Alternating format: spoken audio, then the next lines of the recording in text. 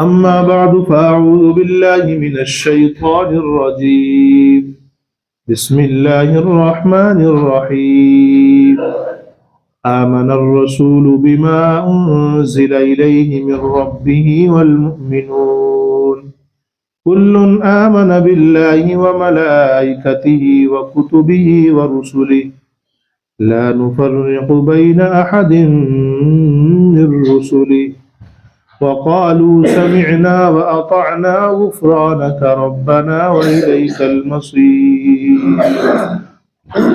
صدق الله مولانا العظيم اللهم صل على محمد وعلى آل محمد كما صليت على إبراهيم وعلى آل إبراهيم إنك حميد مجيد اللهم بارك على محمد وعلى آل محمد كما باركت على إبراهيم وعلى آل إبراهيم إنك حميد مجيد. پچھلے درس کا خلاصہ یہ ہے، رب العالمین نے فرمایا زمین و آسمان میں جو کچھ بھی ہے سب کے اوپر بادشاہی صرف اللہ کی ہے. اللہ جو چاہے کرے، اللہ سے کوئی پوچھنے والا نہیں ہے اور اللہ کو کوئی ٹوکنے والا نہیں ہے. اللہ ہر ایک سے ہر وقت ہر جگہ ہر بات پوچھ سکتا ہے، اس کے معاملے میں ہر قسم کا فیصلہ کر سکتا ہے.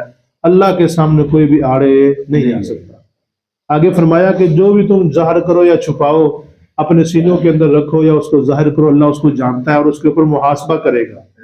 اس آیت کے اوپر صحابہ کرام بڑے پریشان ہوئے. نبی علیہ السلام کے پاس پہنچے، یا رسول اللہ یہ کیا معاملہ بن گیا؟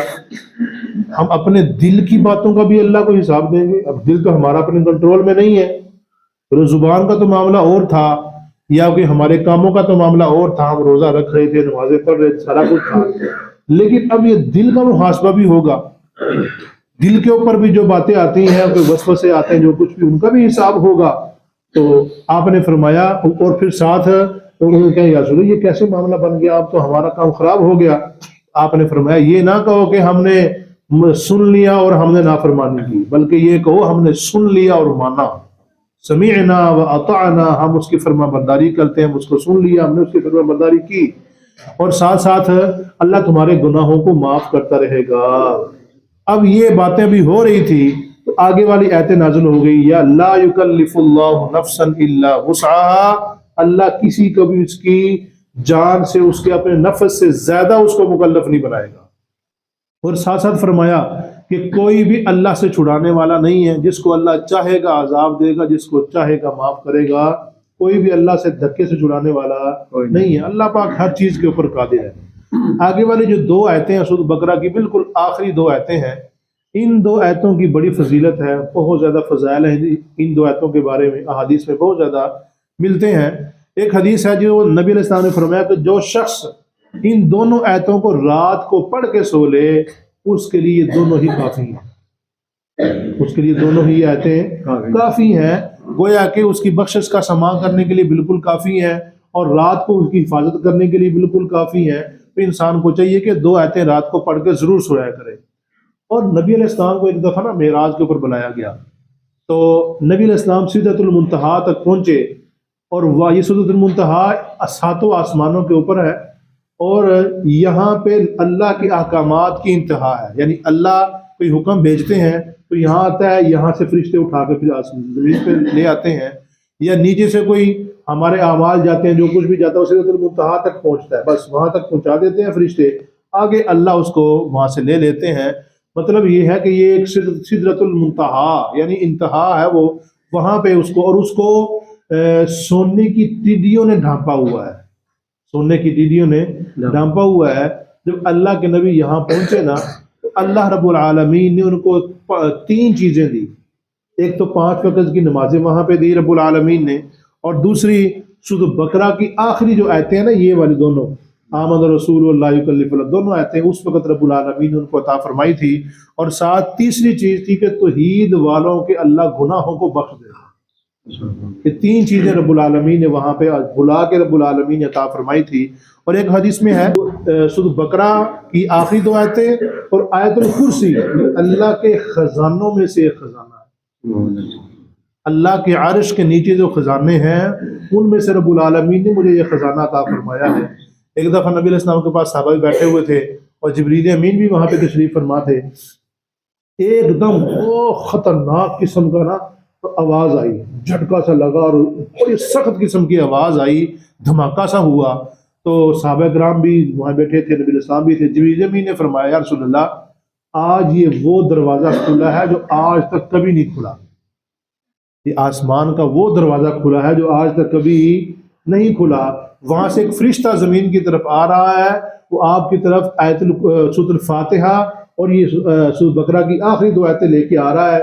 آج تک کسی نبی کو یہ دونوں عطا نہیں کی گئی, کسی بھی نبی کو یہ دونوں چیزیں عطا نہیں کی گئی. سورۃ فاتحہ سورۃ بقرہ کی آخری دو آیتیں وہ یہ خزانہ لے کے آ رہا ہے, آج تک کسی نبی کو وہ عطا نہیں کیا گیا. اور آپ نے بھی فرمایا کہ یہ مجھے عرش کے نیچے کے خزانے سے مجھے یہ دو چیزیں عطا کی گئی ہیں. یہ دو صورتیں, دو آیتیں ضرور پڑھ کے سونا چاہیے. علی رضی اللہ عنہ فرماتے ہیں کہ جو انسان ان دونوں آیتوں کو پڑھ کے نہ سوئے اور مسلمان بھی ہو, میں نہیں سمجھتا کہ وہ کیسے سو جاتا ہے.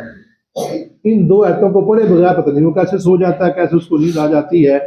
جس کو رب العالمین نے جس امت کو اتنا بڑا خزانہ دیا ہو تو وہ رات کو پڑھے بغیر سو جائے, یہ ہو نہیں سکتا. تو آج سے ذہن بنا لیں کہ یہ دونوں آیتیں نا آمن الرسول لا یکلف اللہ, جو دونوں آیتیں سورۃ بقرہ کی بالکل آخری دو آیتیں ہیں, یہ پڑھ کے ضرور سونا ہے انشاءاللہ. آمن الرسول مان لیا رسول نے, بما انزل الیہ من ربہ اس کو جو اتارا گیا ان کی طرف ان کے رب کی طرف سے, والمؤمنون اور کامل ایمان والوں نے بھی اس کو مان لیا.